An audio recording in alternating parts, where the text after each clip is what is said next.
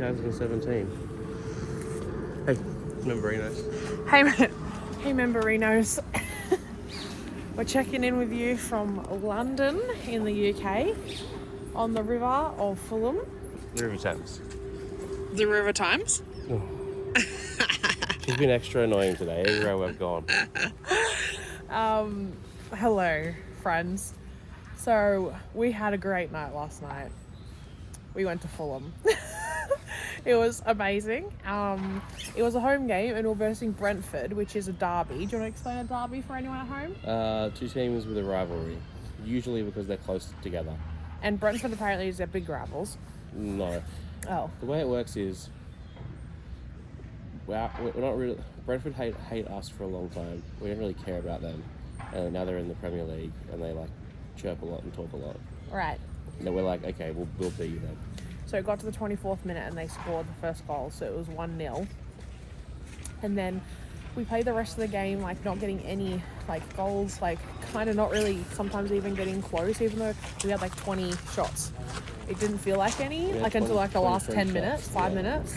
Thought we were going to lose. And we were like, we're going to lose. Listen to them all the rest of the year talk about it. Yeah. And then we had 6 minutes of overtime. Oh, and they wasted a whole bunch of time. They were time wasting too, and it was so aggravating, and they weren't getting like yellow cards. I've never felt so much tension in a stadium. And then we made some subs on like the 82nd minute, and Harry Wilson came on, and he scored 2 goals in the added 6-7 minutes of extra time. So Michael got this. His name and number on his jersey today. We've been keeping it blank, waiting for someone special. Yeah. And we got it, didn't we? Yeah. So he just got it printed. So I normally wouldn't get a bench player on my shirt. Actually, I've recently, as I've got older, not really cared about getting a name on my shirt. Yeah. When I was younger, I used to be like, who am I going to get on this year's shirt? As I get older, I'm like, these guys are younger than me now, so it feels a bit weird to do that. Anyway, it was a really great night. We've been thinking about it all day. The reason I want to do that is because I'll look at this jersey in 20 years' time because I keep all my shirts. I got all my shirts from 20, 30 years ago when I was a little kid. Yes, that's how old he is. I'm 34. I've got all my old jerseys in a box. And now I'll look back on this and be like, why did I get Wilson? Who's that? And then I'll be like, oh, that was that night. It was very special for someone who like really isn't into football that much. Oh, come on. That made me into football. Like it's a weird feeling. There is moments that where yeah. Especially when you have a club like Fulham, if you don't follow a big club, and those moments of like ecstasy happen so rarely that when they do happen, they're so much. Anyone who follows a big club that wins a lot will never have the feeling we had last night because you have it too often. Yeah, I feel like I go to these games. We've been in London, in and out of London for the last 2 months. And we've been to like 3-4 Fulham games now, and I feel like every time we go, I'm like, I don't know if we're going to win or lose. Like, you know what I mean? So when you win, it feels like really, really like sweet. Yeah. But last night was special. Like we won every time. We had a draw the other game we went to. No, we haven't seen them. We haven't lost, but it hasn't felt like last night before. You haven't given the reference. He scored in the 95th and the 97th. Yeah, I said that. Did you? Yeah. And it was the same guy, so we thought we were going. It was Harry Wilson both times. We were going from losing to. And he subbed on like 8 minutes prior or 10 minutes prior. So yeah, it was a really cool. As someone who's been to some big Fulham fixtures, I flew over for the playoff final, and I've been around long enough to have seen the biggest games. A lot of people in the crowd were saying that was the most like insane celebrations they've ever seen. And it felt like it too. Like it felt insane. I was watching and it was like a split second. It felt like a movie. It was like a split second after the goal went in where it was just silent, and then everyone was like, yeah. And people were like jumping downstairs and stuff, jumping over rows of seats. It was crazy. But I will say, it was also worth noting that it was right in front of us. Oh, we were on the like 5th row back. We were 10 meters from that goal. Yeah, it was insane. Anyway, so we've had a great night. We haven't talked about anything else all morning and all night. We went to bed at like 2 a.m. We still heard people on outside because we're staying in the Premier Inn. A lot of I don't know if it was my members, but a lot of you guys who watch were like, stay at the Premier Inn. So we went to the Premier Inn because there's one literally right there, and we walked to the stadium, which was right there. If you catch the tube here to Fulham, you have to catch it and then walk 1.5 kilometres. Yeah. But we were staying right there, so we heard it was like 1 a.m. People come and out obviously of the they'd come out of the pub after it, and they were just singing the whole time like Brentford get battered battered everywhere they go. And it was like all like till like 2 a.m. and we were like, okay, This is fun. It's a special moment. You don't get those often in football. Yeah. Anyway, it's been 5 minutes, but basically that's happening. What else is going on? I feel a bit like a bubble. We're kind of having a little, not break, but the Amsterdam video, which won't be out by the time you guys get this. No, it's been up today. It's up today. If you can get good internet. Yeah, my internet's really bad, so maybe tomorrow. The Amsterdam video, I will say, didn't come out the way we wanted it to from a filming perspective, but which is the next one. It still might come together okay in editing because we did achieve the goal we wanted to achieve. It just wasn't what we thought. But I got to say, for whatever reason, that video was just so mentally draining to film. It took like 6 days to film. Yeah. Not because there's 6 days worth of content. There's actually less content than usual. Yeah. But just we got so many knockbacks and rejections from people. Like, so we had plans set up with these NGOs and these non-profit organisations and this tour guide and all of that stuff to film this video. And we flew to Amsterdam in all of this stuff in place to film, to interview, to edit, like to film with them and everything. And then as soon as we got there, all of them said no. And it was like, huh? We came here to film this with you and you said yes. Well, no, the tour guide guy was like, okay, but you have to, I'm going to charge you for it at a stupidly high rate. And then I'm also going to, have to. Then he said, I've looked up your channel. I've seen that you've had 1 million subscribers. So I want you to also talk about my YouTube where I do live streams. And we kind of say, well, look, it's one or the other. We're either paying you as a private customer or we're promoting you and we don't pay you and it's a collaboration. You don't get both. And he was just a bit dicky. He was like, I don't agree with that. I was like, well, I don't agree with paying you and promoting you. Yeah. Anyway, I know you guys probably aren't like into like the, I guess not like influencer, but like, what would this be? Creator? Creator? This is like film production. No, it's a creator thing because it is. You pay or you promote. Like it's kind of one or the other. Like obviously, like if you get a brand deal, you get paid and you promote it. But that's a different kettle of fish. When you're collaborating with someone to talk to them. They're paying you to advertise. Yes. So if anything, if he wanted advertisement, so then I'm not paying you. You could pay us for it. Do you know what I mean? Anyway, so yeah, and then he was like, well, I don't agree with that. I was like, well, I don't agree with you. Anyway, so that didn't go ahead. Because it's in the red light district, you can imagine what the video is most likely going to be about. It felt like this guy was trying to make a buck off the girls who weren't gonna make any money out of it. It was kind of exploitative, so we kind of got a bad vibe from that. Anyway, and we pulled the plug. Anyway, we hung up on him. I hung up on him. Yeah, we were just like, okay, I was very disrespected, so I was like, okay, well that doesn't work for me. Goodbye. But then the NGOs were just like, maybe someone can talk to you. And then they all kept saying, well, we don't really have the time. And I was like, I literally asked for 15 minutes. You definitely have the time. Plus, then we walked past their businesses and they're all just sitting in there doing nothing. I will say though, to be honest with you, it's a lot more. For a place that prides itself on being open about these things, wasn't open. The industry in particular that we're doing a video on is very secretive, very closed off, and nobody wants to talk. Yeah. It's very interesting how this is like a legal open out there thing. Well, if you guys haven't picked it up yet, we're doing the video on the red light district of Amsterdam, and that's the one that's coming out next. And if you want to go to like what just came out, which is Paris, like I've got a few messages from you. I think Andrew messaged me in the members chat or in Discord. So if you are a member and you're not in the Discord chat, again, please join the Discord chat and tell us you're a member, because that's where you have access to the members only chat. And we write back in there a lot. It's a puppy. Oh, it's a dog. Yeah. I was like, what's behind us? That's okay. So please join the members only chat. But Andrew was like, I don't understand how this isn't getting more views. And honestly, like, it's been very mentally hard for us for like the last week and a bit since it's gone up. So YouTube wise, basically what happens is YouTube doesn't. You used to be a situation where you'd get subscribers and then those people would continue to watch your videos because that's what would show up when you logged on. Now it doesn't. Now you get individual recommendations, and most of the people you get recommended you won't actually be subscribed to.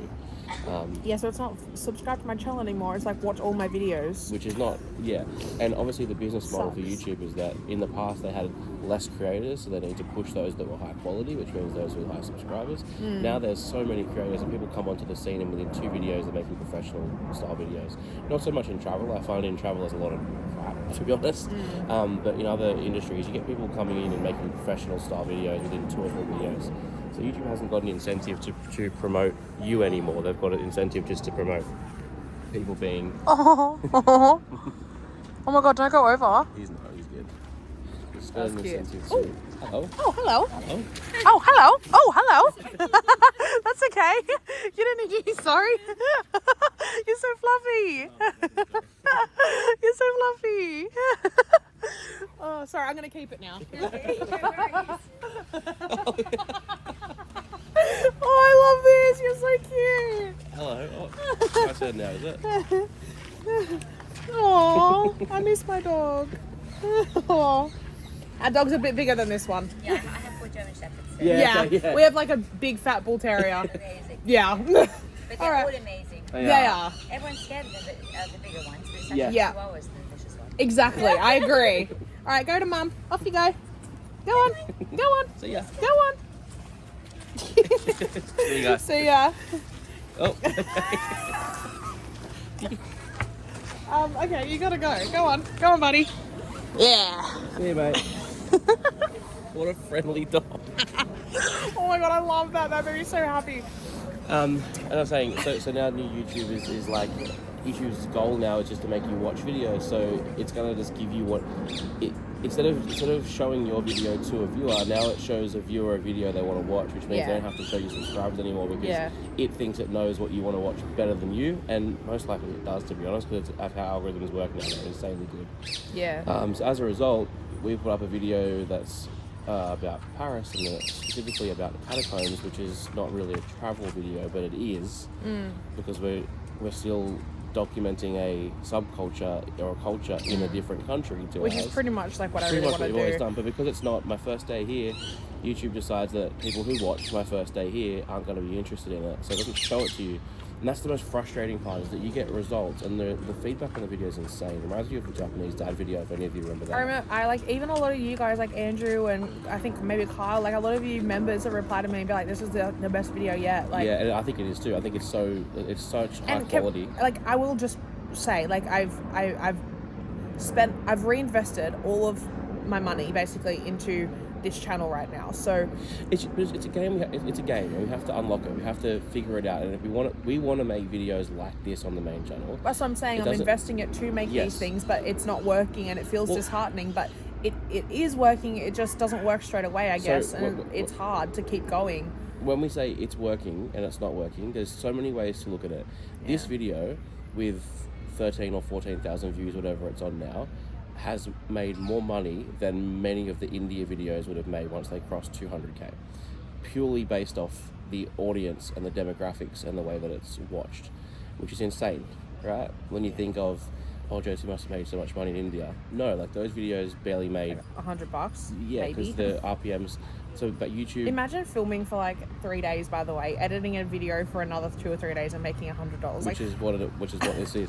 But we know that this is a Life different was style. tough. This is a different style, and we have to persevere with this because the video is good. If you put that up, and everyone had been like, Josie, this is shit, I hate it. Yeah, different story. I'd be like, oh, okay. But everyone's saying it's a good video. And you got so many. This is kind of like we don't. I need you to hurry it up because this is a 15-minute update right now. So We don't want to target a Western audience for any specific reason other than they get the content, they understand the content, they understand what you want to do, because similar culture, all those sorts of things. And you've the amount of messages that Josie got in her Instagram inbox from people who wouldn't have watched a travel video, who are like, I watched this one and it was incredible. Yeah. We're on the right track. It's just we have to crack.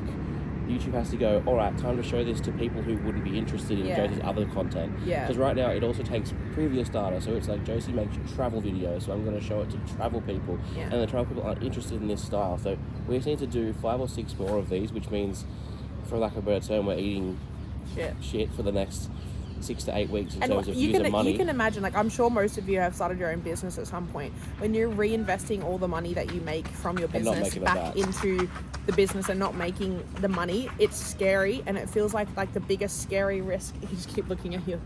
Aww.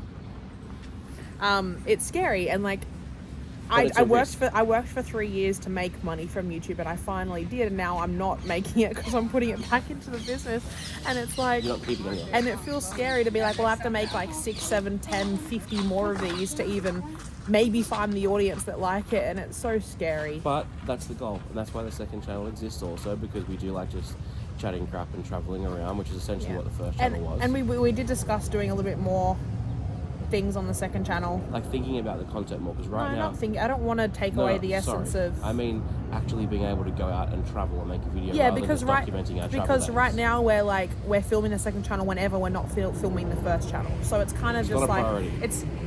it's not a priority, but I don't want to say it like that because I don't want it to be. Well, it's not. The first channel is the priority, and Yeah. we want Yeah. both to be a priority where we Yeah. can manage the schedule of both. Yeah, but right now we're drowning in the organization and schedule So of to trying to balance both. give you guys a We have reference to to go.